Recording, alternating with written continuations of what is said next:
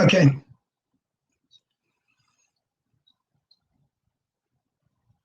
Hello, everybody. This is Greg Griffin, Pastor Greg Griffin. Good morning, good evening, good afternoon, wherever you may be at in the world. My name's Greg, and I'm an addict. Just want to let everybody know this is about the third week. I am going to be coming at you guys live every Wednesday evening at 6 p.m. Pacific time. And I hope to give little talks about different facets of recovery. Last week, I shared a little bit about relapse prevention, a little bit about the emotional and the physical cues that can leave us feeling vulnerable or at a risk of relapse. So tonight, what I would like to do, guys, is I would like to share some coping strategies with you, where I can go over some ideas, some thoughts, some proven methods of things that you can use, maybe go-to moves, if you will, or a tool in your tool belt, if you will, on how you can handle triggers as they come to get you out of that frame of mind. Okay, before doing so, folks, I would like to share my story with you a little bit. If you haven't heard my story, back in mid-February on the Magical Road to Recovery, my brother David Griffin and his lovely wife Leslie interviewed me, and I think it's an hour and 30 minutes, hour and 29 minutes, but it should be somewhere there on my brother's Facebook page. You can find it. So anyways, my name's Greg, and I'm an addict, as I said. I first started using drugs and alcohol. I first started using marijuana. So I wasn't even really considering myself using drugs and alcohol at the time I tried it. It was the summer between my junior year and my senior year in high school. And it just really, really put things off and running for me in my life. And, the misery that my drug addiction took my family and friends and people that care about me today in my life. Anyway, so I smoked some weed in the summer going into my senior year of high school. I was a track athlete and a wrestler. I started competing in sports at an early age. As our middle brother, my brother David, and my middle brother was maybe about almost 2 years older than me, 1 year and 10 months. And I wanted to beat his butt in anything I possibly could. So it really set the tone for me at an early age as far as training and the different sports. Actually, I followed in the sports that my brother did, wrestling and running. And anyway, so what happened I was having a conversation with my brother and David, and I was talking to him, and he was asking me some questions. And he asked me kind of what set that ball off as far as, the comparison or the thinking that the adrenaline or that euphoric feeling that I would get when I would run a personal best time, or I would win a wrestling tournament and I was on the top step there and having the medal and the little olive branch have you put on my head. Once I finished high school, that stuff was off the table for me. And so I think drugs started filling that void for myself. So it started with marijuana. After high school, then I started dabbling in other stuff. I mean, you're around some people that, have marijuana and pills and stuff like that. You open the door to a whole different subset of friends and to just new environments. So I started with doing a little bit of speed. I did a little bit of meth. I snorted a little bit of coke. Really, really liked it a lot. I liked the way that it made me feel. Too much, obviously, as the story goes on. And along with my drug use, there started becoming legal issues. So it started out, you get in trouble, you get put on probation for a year, then got into a little bit more trouble, and 6 months in the county jail and a year in the county jail. So anyways, the ante started going up as I got older and I started using more and more. I ended up going to Nevada in 1984, the state of Nevada, and I ended up over a weekend writing a series of checks that weren't my checkbook. It wasn't my checkbook. They weren't my checks, but I wrote a series of checks over a drunken 2-day weekend. There, 8 checks to be exact. And what ended up happening, what I did was I was a clever addict, or so I thought. I wrote a check because I couldn't cash me the cashier's cage. we'd already kind of burned that thing out. So the genius that I am, I wrote a check to check into a suite at Caesar's Palace for 4 nights, wrote the check, $200 a night, $800 for 4 nights. That evening, I'd go down at 3 a.m. I have an emergency in my family. Hopefully, I'm not like cluing people in how to be a better criminal, because that is not my intent. So we check out and I get the $600 cash back. So anyways, as it had it, of course, you know, I was drinking, gambling, and before I know it, the gig was up. Security surrounded me, arrested me. I went to Minden County Jail right outside of Lake Tahoe. And I did not know the seriousness or how much trouble I was in at the time. So anyways, once all the smoke cleared and I had these 8 checks, I met with, the public defender and all that. And I had an arraignment of my court date and stuff. And the public defender said, well, Greg, he says, they're offering to see if you'll plead guilty to 1 check. The thing is in the state of Nevada, each check that I wrote over that weekend, each check carried 1 to 10 years in the state penitentiary in Nevada. I pleaded guilty to 1 check and they ended up getting 5 years in the penitentiary. And that is really kind of the beginning of my criminal life there. You go in today's world, I work right now. I work in the drug and alcohol field. I have for the last 21 years. I'll get into that a little bit in a minute.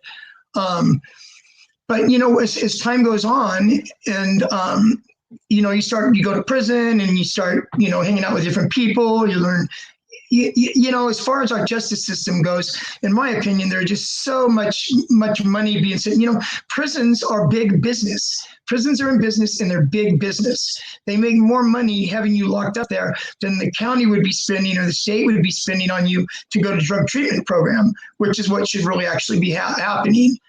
So anyways, did that prison time, came back to California. I went into a drug program, stayed there 6 months. My brother David helped me get in from prison.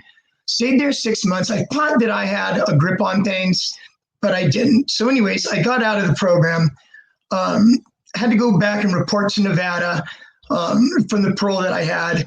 And when I went up there, never reported, and things just really got off and running. Living in Las Vegas, I loved it. I loved the action. I liked the excitement. Like I said earlier, I'm an adrenaline guy. And so everything, it was just perfect for me. So after a year and a half up in Nevada, a friend of mine who was a heroin addict, didn't really know too much about heroin or heroin addicts at the time, was introduced to heroin.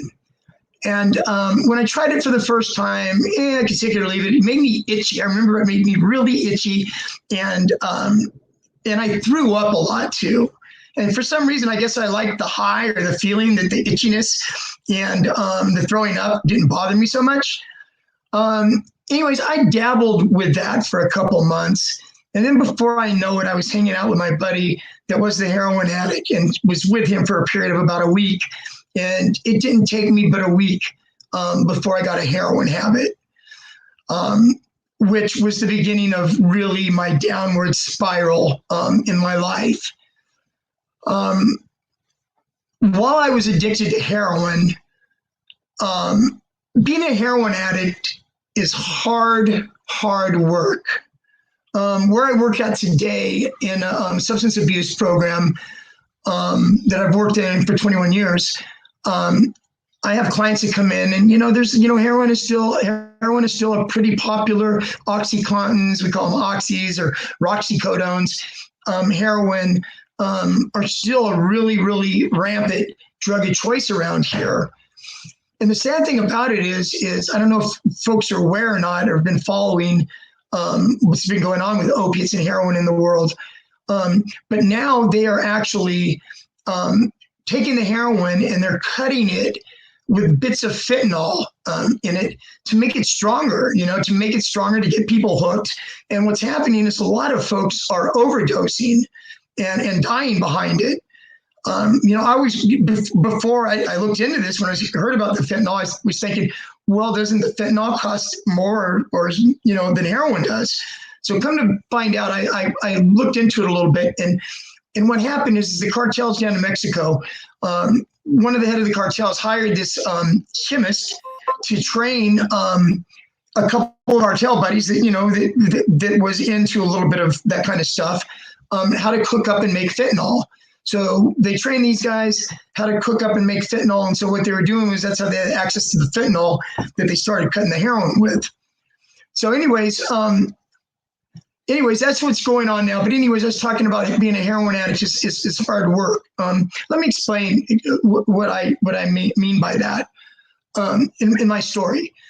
I was addicted to heroin from 1991 up to my birthday, which is March 7th, 1997, is the day I was hospitalized at the end of my heroin use.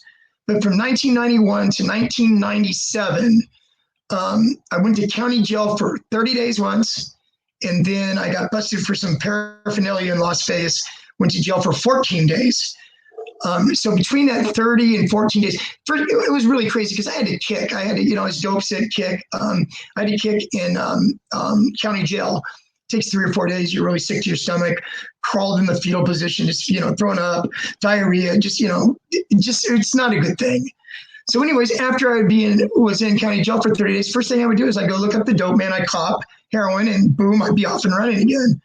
So before with the exception of the 30 days and the 14 days, it's a total of 44 days in my life, in my heroin addiction, 6 years minus 44 days, I shot dope every single day, several times a day. Being a heroin addict, I would never go to bed at night unless I had I call it my wake up. What it really was, I also call it getting well. Because when you wake up in the morning after sleeping in the night, you wake up dope sick.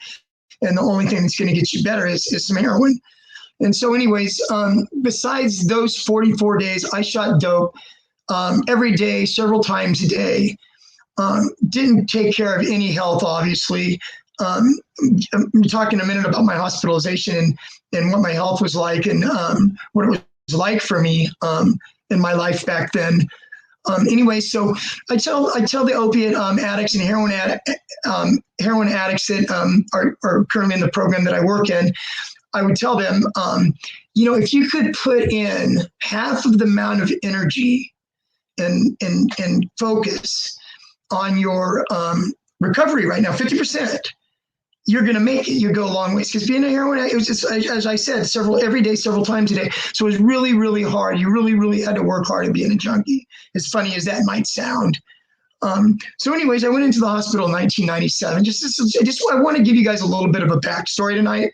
Told my story a couple months ago. I told you, already directed you to where it could go, but I was just talking to my brother earlier. And, this might be your very, very first time meeting me, my very first time meeting you. Hope this becomes a relationship to where you can tune in every Wednesday night, 6 p.m. Pacific time. And hopefully I can give you a little bit of hope. I told my brother David and his lovely wife, Leslie, last Thanksgiving, they were over our house. My mom passed away almost a year ago, a couple more days, it'll be a year ago. And they were talking about, about the church and about, there's people out there that do need some help, that need some hope as far as, getting clean and sober and all that. And when they asked me to do it, it just really, really got my juices flowing. My brother was telling me, Greg, we have clients, we have people that are members in our church and stuff from all around the world, and I just thought it was a really, really cool thing. And so that's why I'm here talking to you right now, sharing my story with you. So anyways, I went into the hospital. I remember I had really bad pain in my chest. I thought it was my heart. Didn't go to the hospital for several days because I didn't want to go there and be dope sick. Not really realizing at the time with the medical condition I had, they were going to stabilize me. And they put me on methadone is what I was on when I was hospitalized. Anyways, and I was in the hospital for 2 months. My left lung was full of fluid. And during just the antibiotics and stuff they gave me in the hospital, didn't totally get rid of it. So they had to go in and they had to do surgery on me. They went in, they drained my lung. They had to go in. I remember I was reading the medical paperwork a few months back. I still have all the medical paperwork that I had. And it was describing the surgery. We had to go in and there was a fibrous peel on the inner lining of my lung that had trapped on the inside of my lung a cottage cheesy-like substance. I mean, isn't that enough to make you sick? So anyways, I went through that. surgery, and thank God, I have a family that loves me, mom and dad, that loved me and cared about me, that made the transition from when I was hospitalized to being able to have a bridge to where I could go back home here to California and get better. And so anyways, that's what I ended up doing is I ended up flying home. They had to wait a couple of days to fly me home after my surgery because of the surgery that I had in my lungs and the pressurized, thing about in an airplane that, there's a certain amount of pressure and there's certain conditions that you can't fly under. And so anyways, went to the hospital, left the hospital. My mom and dad had paid for a plane ticket for me to fly from the hospital in Las Vegas to the airport in Oakland. And so they bought me not a round trip, one-way ticket. I didn't know that my brother was going to be there waiting for me at the airport, but he was when I got there. My brother was there. And they wheeled me in a wheelchair and got on the plane and I flew home. When I got home, when I was released from the hospital, guys, I weighed 124 pounds.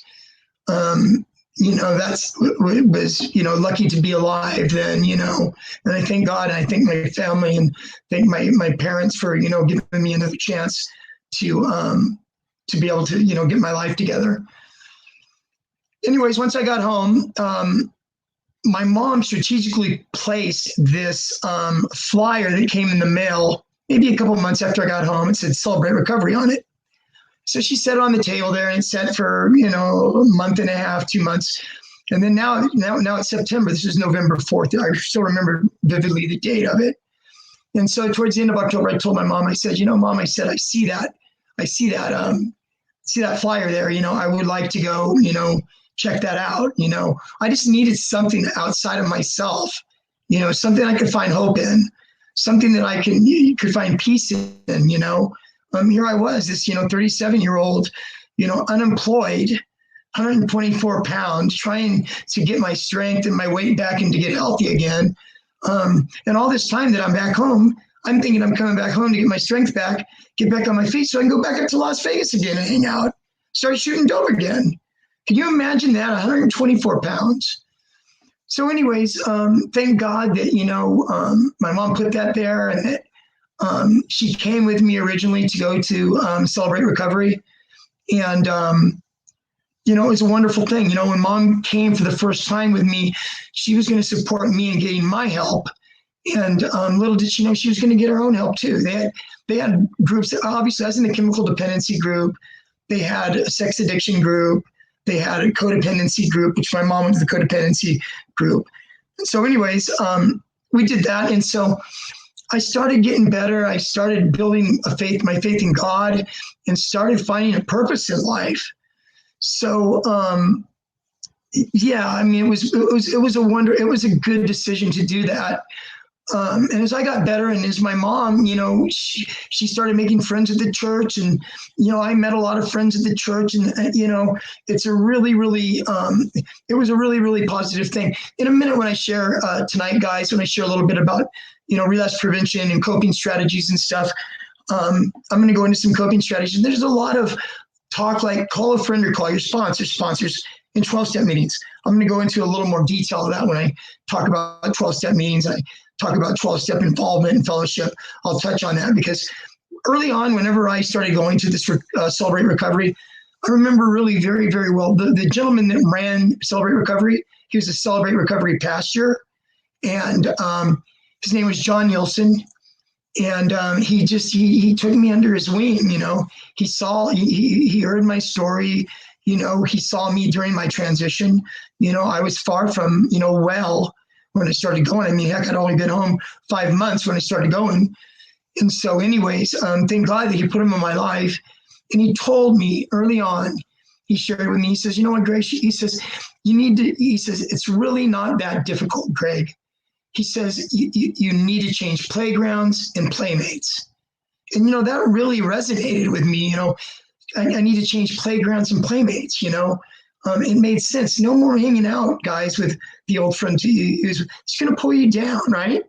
Any of the old friends that you have in your phone still, you need to delete them, get rid of them. They're not going to do anything but bring you down. So anyways, it was a great message for me. And so after I was home, a year and a half, 2 years, and I wasn't going to go back to Las Vegas and start shooting dope again. Go figure that, right? I had to decide what I wanted to do with my life, what I wanted to do for a living. I was only 38, 39 years old at this time. So thank God, once again, mom and dad, helped me out, paid my way to school so I can get a career. And in 2000, I was certified as a drug and alcohol counselor. Started an internship in 1999 at the program that I currently work in. I've now worked there for 21 years. So God's been good to me in that respect. Okay, guys. So that's a little bit about my story. Well, but before I end my story for tonight, I just want to share because this has really, really, really been on my heart a lot lately. In 9 more days, my mom, who I've just talked to you about going to celebrate recovery with, and we shared a lot through that program, and it opened her eyes, to codependency and stuff, and it really opened my eyes too, to a lot of things, and 9 days. She died May 29th of last year.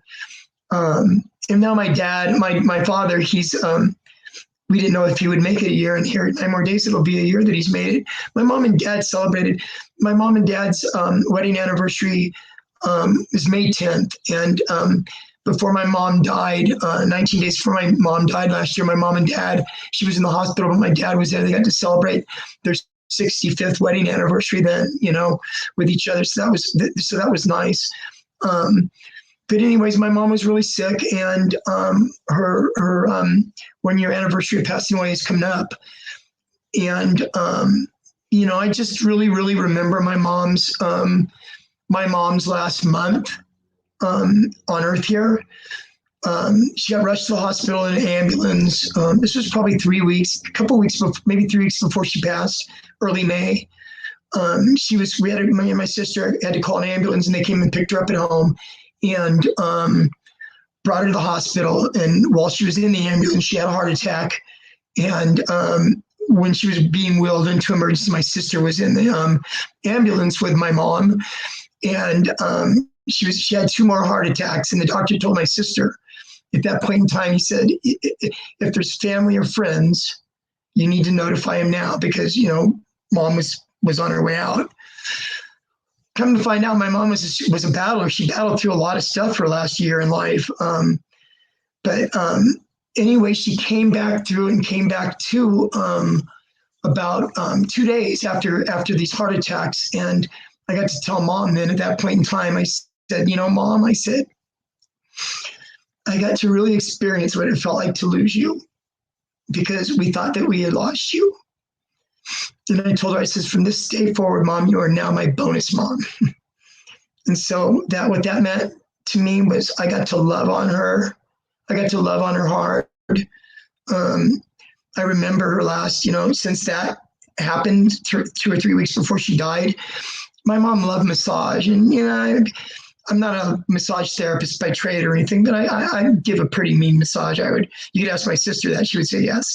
But I was at the hospital every night, and I'd give my mom a shoulder and neck massage and upper back massage, And one night I missed my little girl, my not so little girl anymore, Lindsay. She graduated, I don't know, maybe a week or two before my mom passed. And so I didn't end up going to the hospital that night. And my sister was sure to remind me that next morning, Mom was wondering where you're at, because she wanted her massage. And so it was touching. Anyways, guys, that's my little bit of my story. Okay, so now I want to go into, let me see here. Now I want to go into relapse prevention. We're talking about relapse prevention. Last week I shared some triggers and stuff with you about what a trigger is and coping strategies. Let me give you first of all, let me give you a definition of a couple definitions of a relapse. A relapse is the act or instance of backsliding, worsening, or subsiding, or a reoccurrence of symptoms of a disease after a period of improvement. So basically, guys, it's like cancer, drug and alcohol use, we have found through time studies and stuff, is a brain disease. So it's not unlike asthma. It's not unlike cancer. It's not unlike diabetes. It is a relapsable disease. So sometimes, does everybody relapse? No. Matter of fact, statistically, between 50 and 60 people, 60% of folks that get into recovery, decide they don't want to use drugs and alcohol anymore, and go down that path of not using it again, 50 to 60 people experience relapse. Just a little statistic for you. Okay, so of relapse triggers, there's both emotional and physical triggers. So for emotional, let me just use this acronym for you. It's easy. If any of you know anything about recovery or AA, you'll recognize it's called HALT, HALT. It stands for don't ever get too hungry, don't ever get too angry, don't ever get too lonely, and don't ever get too tired. Okay, so I'm going to take each of those, just quick, brief thing about it. Don't get too hungry. So what does that mean? What that means is that when we're in our addiction, obviously, most of us, like 90% of us, I would venture to say, don't give a crap about our nutrition or about eating even. Go figure, right? How do you think I got down to 124 pounds? There wasn't much eating going on here. I used to tell my friend that I was with, I would get up in the morning, I'd drink a 40, and then maybe I'd drink another 40 in the evening. And I say, well, it says on the bottle here, 40 ounces, 890 calories or something. That's just how my sick mind was over that. So anyways, what it's basically saying is we need to start paying attention to nutrition while we're in recovery. Don't ever get too angry. Now, this one right here, anger is probably the most biggest trigger and reason for relapse. Angry is just, it's just, there could be healthy anger, and then there could be inappropriate anger. And what that is, healthy anger is learning how to walk through it and work with that. They come in various forms. You could either see a therapist, one-on-one therapist life, and be able to process some of that stuff. There is also, what I do is I refer, there's a lot of, there are a lot of websites and stuff, practice deep breathing techniques, learning stress reduction, learn how to be able to self-calm yourself when you're in a situation like that. Don't ever get too lonely. Loneliness is a really big thing in recovery. And let me tell you why. In early recovery, basically, like I said, my spiritual sponsor, John, told me, Greg, you got to change playgrounds and playmates. That really, really resonated with me. So what did that mean? All the using friends that I used to have, that I used to use with and hang out with, they're no more. At least they should be no more. So now you've broken off those relationships with those folks. So anyways, and then on the other side of that coin, you have your friends that you had before you started using drugs and alcohol.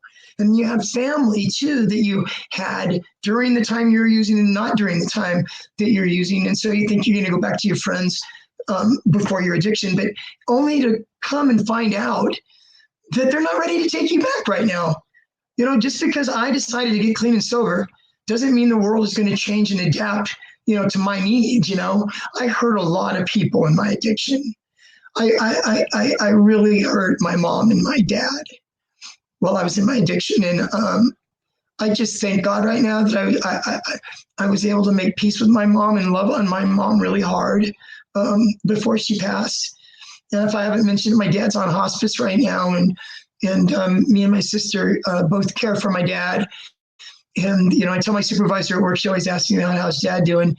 And I just told her, I'm just loving him up. I'm just going to love on my dad. My dad was not a very emotional guy. Maybe anger was his emotion, or being through or tired with things. His mode of babysitting us when we were little kids, especially me, I remember very well. Mom would leave.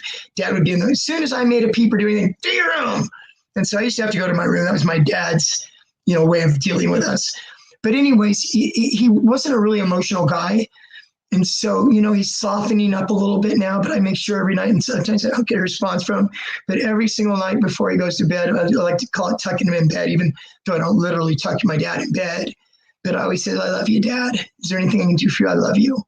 And this, and I told my supervisor and my sister too. Like I said, me and my sister care for my dad, and, guys, love on your parents. Love on your family. We get this COVID-19 thing going around, and it's not discriminating. We don't know how long we're going to be around, folks. We just don't. So love on your friends. Okay, let me get back to relapse prevention. So I was on lonely. Now let me go to the very last one. Don't get too tired. We no longer have any of the, I remember when I first got clean as an opiate addict, there was so many restless nights, so many nights that I got very, very little sleep. You try to take hot baths, you try to listen to music, soft music. We can no longer take the chemical sleep aids that we used to take. No more drinking ourselves to sleep, passing out. There's no more nodding myself to sleep with opiates. There's no more taking Xanax or Valium, because those are off the table now that you're in recovery. But if I could suggest, guys, something, we have melatonin, natural homeopathic medication. We have valerian. We have chamomile tea. So there's lots of stuff, guys. Go in there and Google the sleep, that you need to sleep. But can you take this natural? Google is your friend. Google is wonderful. So anyways, that's what I would suggest as far as that goes. As far as a trigger of not being able to go to sleep, to be able to, find some relief in that and just, check it out. Now I want to go to some physical triggers that we experience. And you know what, guys? It's really crazy because I'm going to share a little bit as I'm going through these physical triggers, a little bit about my own personal experience, and how, maybe just a blurb here or there about what it was like for me, if it's helpful that way. So music, okay, certain kinds of music comes on the radio, and, and it reminds you of, when you were drinking or using, or reminds you of a relationship you were in that was unhealthy. You turn the radio off or turn the channel. Also, guys, there's the smells. I remember when I first came home, just smells. Like, sometimes you'll go someplace and you'll smell baking, something that reminds you of grandma's baking when you were a kid. So anyway, smells. I live in the San Francisco Bay Area, and so we have a thing called BART, Bay Area Rapid Transit. And I go to Oakland. I'm a sports fan, so I go to Oakland A's games, Oakland Raiders games now, Las Vegas Raiders now, San Francisco Giants games, and we have a thing called BART. And so when I first got clean and came home and I started going to those games, anytime I would go into a BART bathroom, it would remind me of snorting cocaine, because that's what I used to do when I was in my addiction. I used to go in there, lock the door. There's only one person in there at a time, only one door, only one lock. And the only way somebody could get in there is if it was a station agent that, if you were in there for a half an hour. So you weren't going to get interrupted. But that smell of that bathroom made me go back and think about snorting cocaine again. Money is a big one. When I got clean, the place that I work at right now, the substance abuse program that I work at right now, it used to be a little bit more longer term, and people would go get jobs and work, and they would turn their paychecks in, pay off some of the money they owed the program or paid their rent or whatever it was. And they learned to be able to live on a budget, of $60 or $70 a week. And they learned to do that, and they learned to be able to, set money aside. But anyways, money is a really big one. Having a paycheck that's $900 and cashing out $900 cash in your pocket is a huge trigger, guys. So what I did early on is I relinquished my control of my paychecks over to my father. Maybe you have to maybe you have to relinquish it to your wife or your brother, whoever you have in your life that you trust with your money. Okay, guys. Some people say, "Oh, hell, I'm 50 years old and I work 40 hours, and I shouldn't have to turn my money over to anybody, right?" Well, you can go with that if you want and have that $900 in your pocket and see how you make it through the weekend. So, anyways, where I'm going with this is it's a real. First of all, as far as recovery goes, and as an aspect of recovery and a trait that I would love to give somebody in recovery would be the trait of being humble, okay, to be teachable, to humility. If you saw any of my talks with us, humility is not thinking less of yourself. Humility is thinking of yourself less often. So yeah, guys, sometimes, suck it up and be humble. It's okay to be humble. People like humble. Some people like humble. Some people feed off of somebody that's humble. But being humble is a good place to be, guys, in early recovery. Obviously, our way didn't work, guys. Our way didn't work. Let's be open and try something different. Okay, then how about this? Go into the grocery store, especially for us alcoholics out there, right?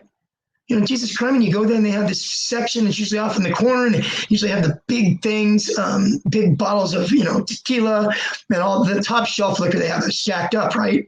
So nowadays they have in the front of the liquor store in cases and stuff so people don't rip it off.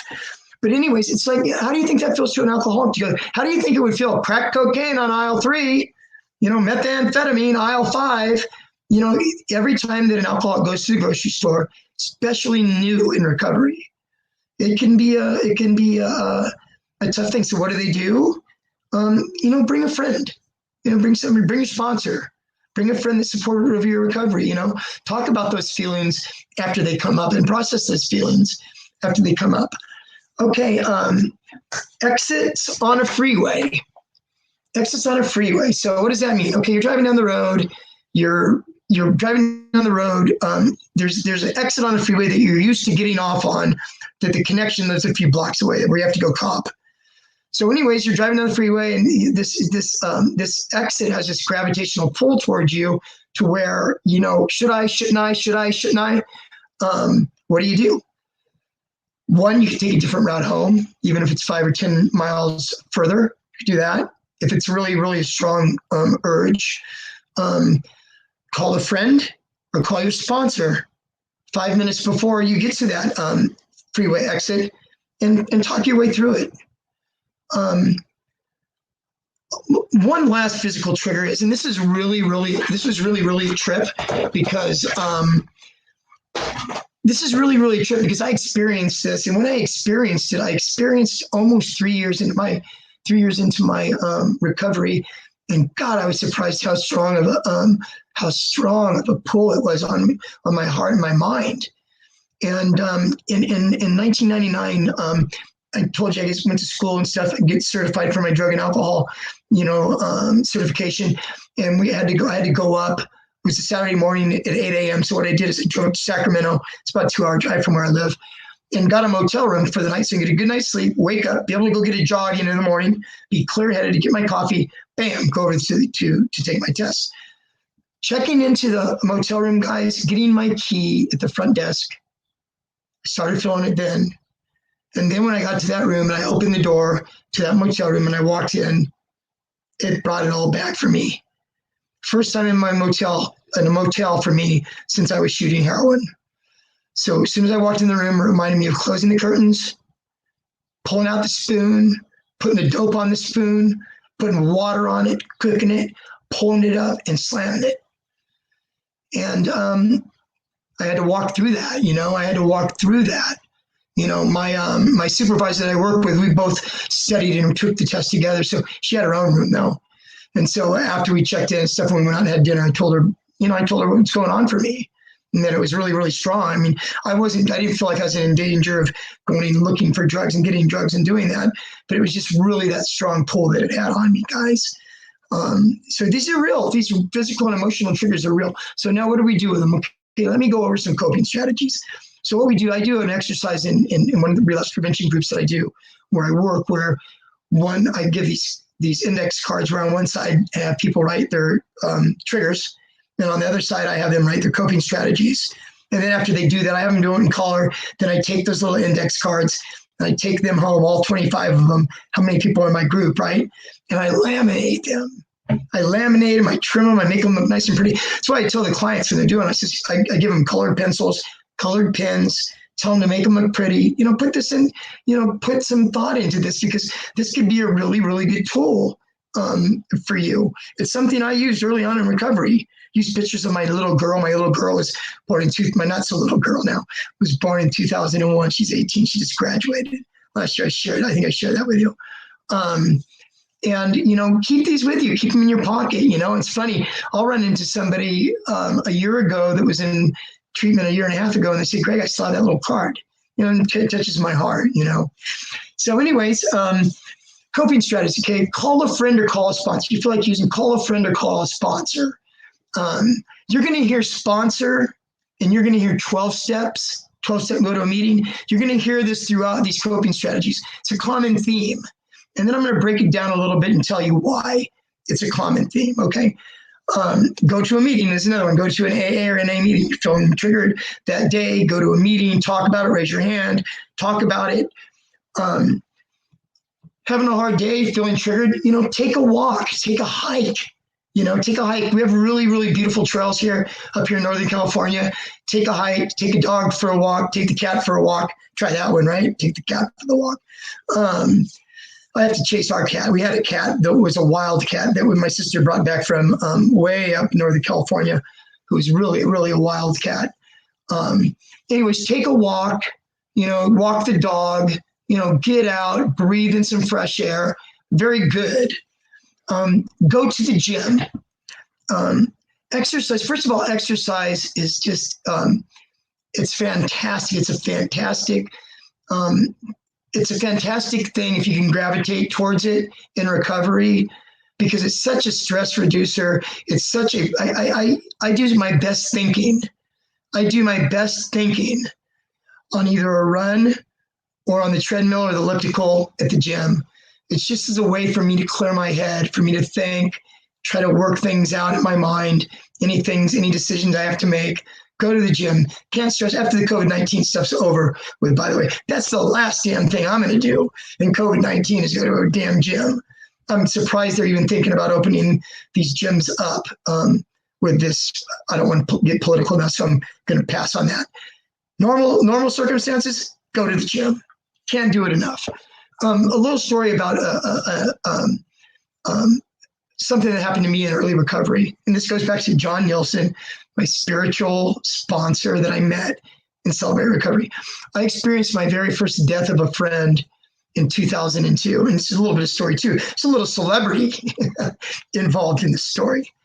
My dear friend, Frank Ward, died of a heart attack at 46 years old when I was working at the program that I'm currently working at now. And out of the blue. And I went to the movies with my dear mom that day. That was, 2002. We went and saw a boxing movie. Go figure when I go in the story here. Frank Ward was Andre Ward's father. Andre Ward was the gold medalist in the Athens Olympics in 2004 and undefeated middleweight, super middleweight, and light heavyweight champion of the world. Frank was his dad. And Andre was 18 years old at the time that happened.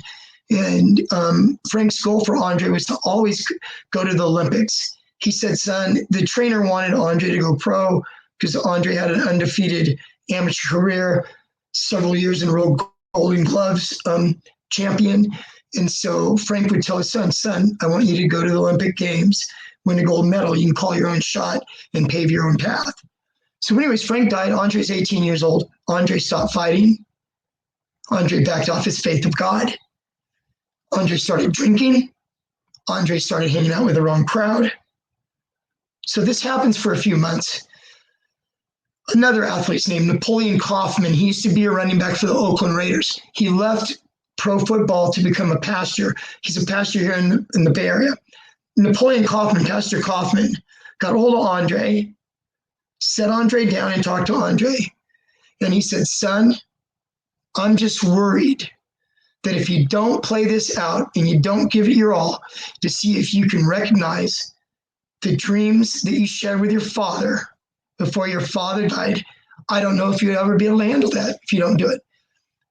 Storyline is Andre started training again. Andre made the Olympic team and Andre won a gold medal and so on and so forth. Frank's death, I get called that afternoon that Frank died. My friend Frank died 46 years old. Of course, that's a shocking thing at that age. I didn't know what to do, guys. I didn't know. This was the first death I experienced clean and sober. Normal people would want to go probably drink or whatever. I mean, those were off the table for me. I didn't even cross my mind. I called my spiritual sponsor, John Nielsen. My friend just died. I need to see you. He had a couple of appointments. I could see you at 3:30, Greg. This is like 1:30, right? So I booked down to the gym. I had a membership gym. I go down to the gym. I get on a treadmill and I just start running. And I had my eyes closed. I was listening to music. Tears were just coming down. And a gal that I went at the time I feel a tap on my shoulder, and there she is looking at me, and the tears just going, you know. But you know what, guys? I learned how to take care of myself. I learned how to take care of myself then. You know, it was a good thing. Okay, so last one for coping strategies I think I would like to say is, what do you do? What do you do for like weddings, birthday parties, different events that happen when you're in recovery, right? A lot of drinking is around for a lot of those things, and people aren't going to change their lives. A lot of people can handle, you know, having drinks on the weekend, or there's a lot of normies out there, but we can't do it. You know, going into it, you know, take a friend or take your sponsor, number one. If you feel shaky, you know, bring support with you there. You know, it's actually admirable nowadays to have people, having somebody that, you know, drinking a Perrier or a bottle of Crystal Geyser or a Diet Coke or whatever to get through that event, to be able to make you feel comfortable. It makes you feel more comfortable.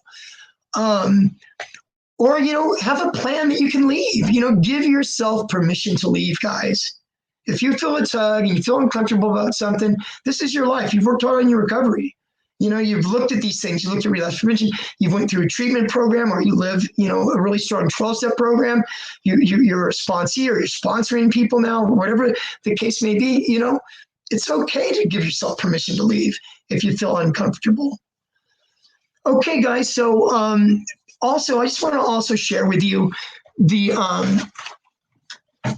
as far, you know, we talked about anger, and we talked about different feelings, and we've talked about stress. You know, these things are products of life. You know, we all got cell phones. We live in a very fast communication world where people can get hold of us. We're pulled this way, we're pulled that way. You know, as far as exercising and stuff, because there's also Google is your friend. You know, there is a couple places that I know of that mindful.org. There's a couple different places, you know, Google mindfulness, breathing techniques, different places. They're free, guys. Go in there and learn, you know, breathing techniques. I went to mindful.org today, and right when you go in there, they have a little button. It's a 5-minute relaxation meditation button, and you sit down, get yourself grounded, relax, and hit the button, and it will walk you through 5 minutes of, you know, just stress reduction, meditation. You know, it's really good. Okay, I told you. Wrapping up the end of the night. I want to talk a little bit about 12-step meetings and about sponsors and what that means, and why do I mention it so much. Like I told you, my spiritual sponsor says, Craig, you got to change playgrounds and playmates. You know what, guys and gals, that's easier said than done.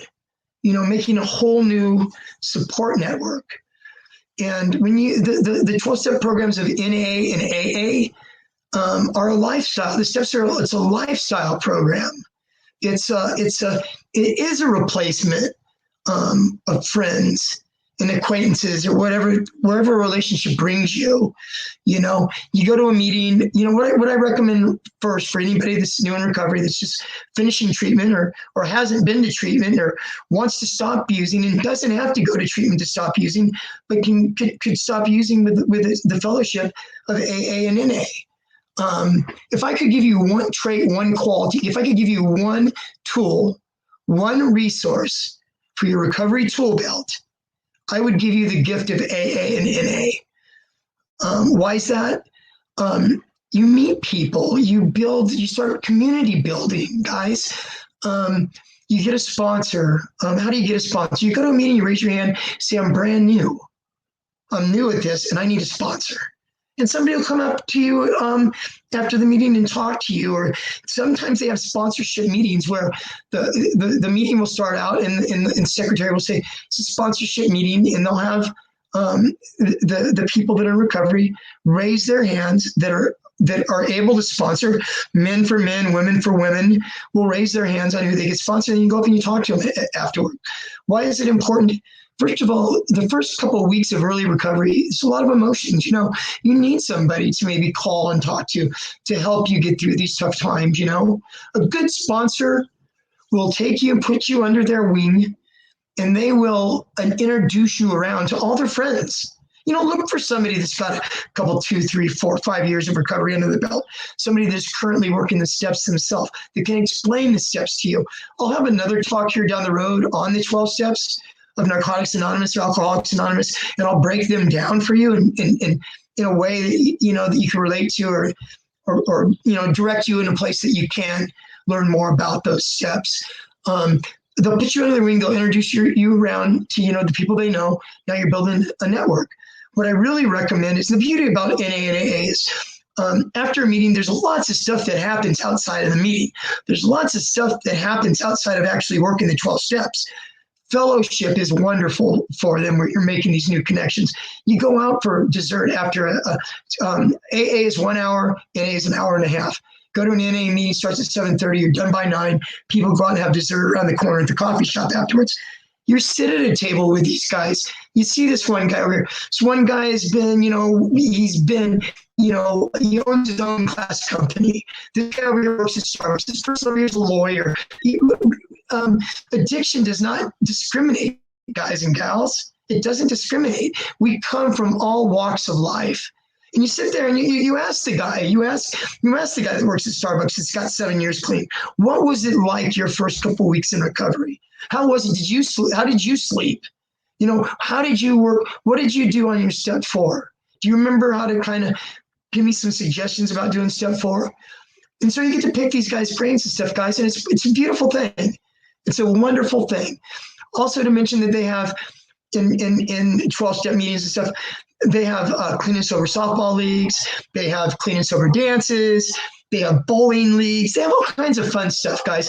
So anyways, I would love for you to try going to a 12-step meeting, and I would love for you to share it with me down the road at another talk that I give. You can write stuff in the comments. I would really appreciate it. There's a comment here in the comments section. I'm going to read it real quick. This is wonderful. I love that. I really, really appreciate that. It's sent by unknown, but I really, really appreciate that comment. Okay, guys. I guess I will end tonight's meeting now. Thank you so much. If you stayed and you've listened to this, if you've listened to my talk tonight at all, I really, really, truly, I really hope that it was helpful for you. Like I said, I will be here Wednesday, 6 p.m. Pacific time, guys, every week. Okay. I would love to see you come back, and take care until next week, guys. God bless.